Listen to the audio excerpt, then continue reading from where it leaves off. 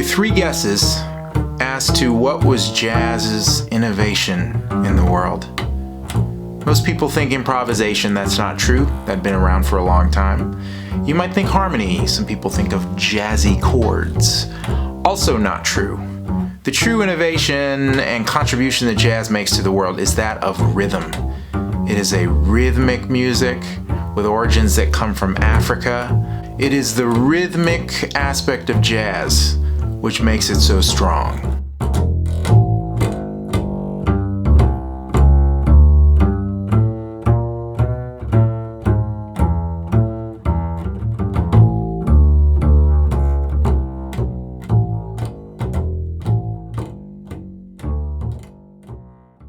Jazz rhythm.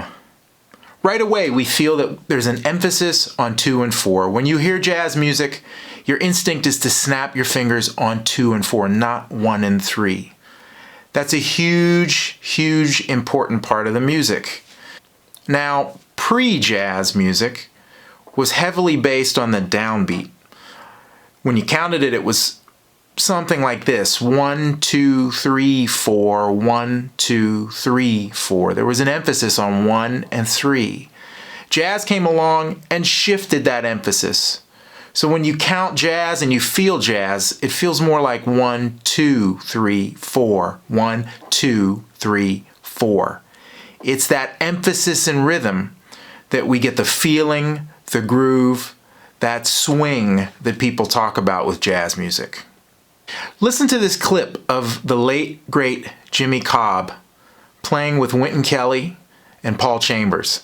I want you to pay really close attention to what he's doing on the drums.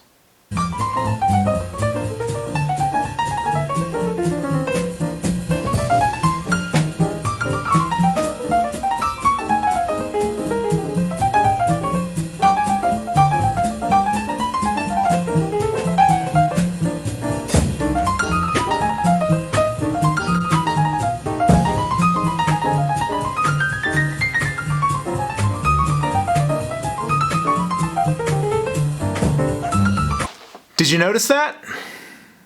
He's playing a cymbal with his left leg called a hi-hat that you can open and close with your foot, and he's closing it on beats 2 and 4. He also kind of switched to a style where he was playing a cross stick thing on beats 2 and 4. 2 and 4 are pervasive. This is the heartbeat of jazz. This is the heartbeat of swing, and when we talk about rhythm in the music, everything revolves around 2 and 4. Now, many of our harmonic events occur on beats 1 and 3. Our chords will change, usually on beats 1 and 3. For instance, if you were to play a turnaround and you'd play 1, 6, 2, 5, that would happen on 1 and 3 of every bar. I like to call those beats our harmonic beats because that's where the chord changes. That's where we have to play chord tones as bassists on these harmonic beats, and I'll be getting into that on a future lesson. But today I'm talking about the groove beats. Beats 2 and 4 are kind of the pulse, and they have to be bigger in a way that will make the music swing like a pendulum, or give it a hump like a camel, which is where this word hump comes from. You want to try to put a hump into your playing. Sometimes the hump is subtle.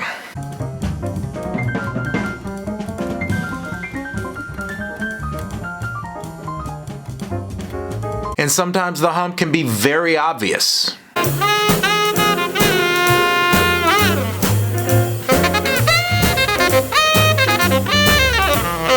But it's usually in there in varying degrees in any music that requires quarter note walking from the bass. What does that mean for us as bass players? It means that we can use this hump to varying degrees to really guide the groove and guide the music and make it swing harder when we need to. Now I know what you're thinking. You're thinking he's telling us to accent 2 and 4 every time we play a walking bass line, and that's not true. An accent is something that's a little different. An accent would look something like this, and it would sound something like this.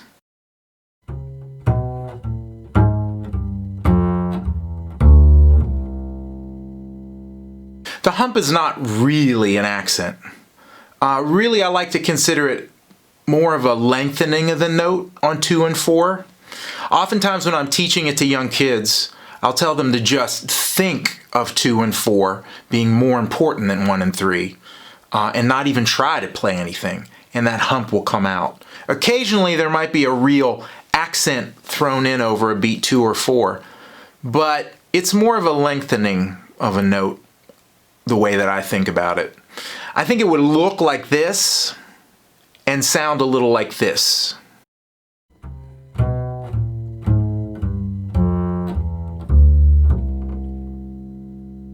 Having a hump in your bass lines will change the whole weight of the groove. And it's a way that us as bass players can control the direction and the intensity of the music just by playing quarter notes. So, what do you do now? Go and take out your favorite jazz recordings. Go get a Miles record. Go get a John Coltrane record.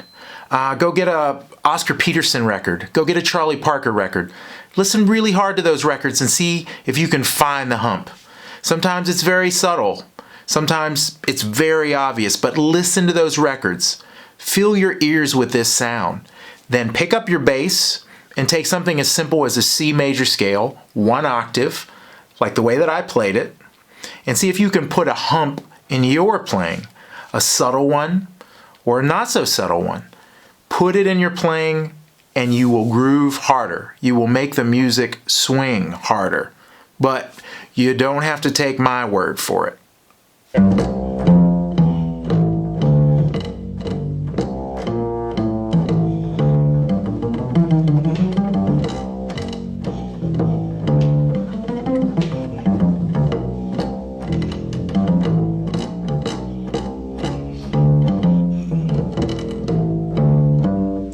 Please leave any questions or comments you have below. And as always, if you like the channel, please hit the subscribe button and hit the bell to be notified of updates, which will be coming fast and furious, as fast as I can do them. And please stay safe and love your neighbor. Take care.